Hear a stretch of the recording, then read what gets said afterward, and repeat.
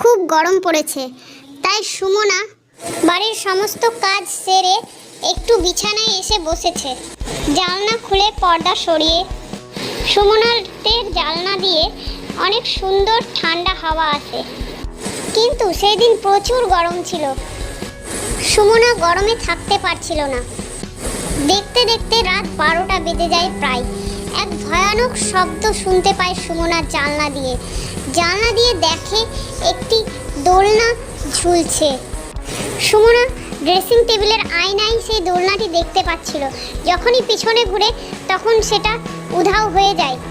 সুমনার ঘরটা হঠাৎ করেই ঠান্ডা হয়ে যায়।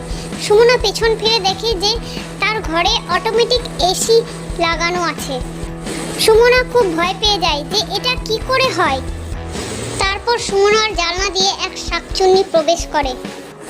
সুমনা ভয়ে পিছন ফিরে দেখে না। তারপর কিছুক্ষণ পরই সুমনার দিদি এসে শাকচুন্নির সাথে লড়াই করে। সুমনা কিন্তু তখনও পেছন ফিরে দেখে না। শাকচুন্নিটি ছিল সুমনাদের দিদি। তখন সুমনা আর তার দিদি ঘর থেকে বাইরে বেরিয়ে আসে, আর শাকচুন্নিটি বলে সুমনা হাঁটতে পারে না, তাই বসে আছে। কিন্তু সুমনার দিদাই ছিল শাকচুন্নি, তাই তার সামনে চলে এসে বলে যে আমি শাকচুন্নি, বদমাস শাকচুন্নি নই রে, আমি তোদের দিদা, আমি তোদেরকে সাহায্য করতে এসেছি। তোর খুব গরম লাগছিল তাই আমি তোর ঘরে এসি লাগিয়ে দিয়েছি। তখন সুমনার খুব দুঃখ হয় যে তার দিদা এক শাকচুন্নি হয়ে গেছে। সে অনেক কাঁদতে থাকে।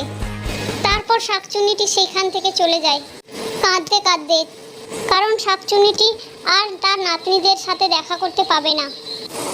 তো বন্ধুরা, গল্পটি ভালো লাগলে গল্পে লাইক, শেয়ার, কমেন্ট করে দিও আর চ্যানেলটাকে সাবস্ক্রাইব করে দিও। তো দেখা হচ্ছে পরের গল্পের সাথে।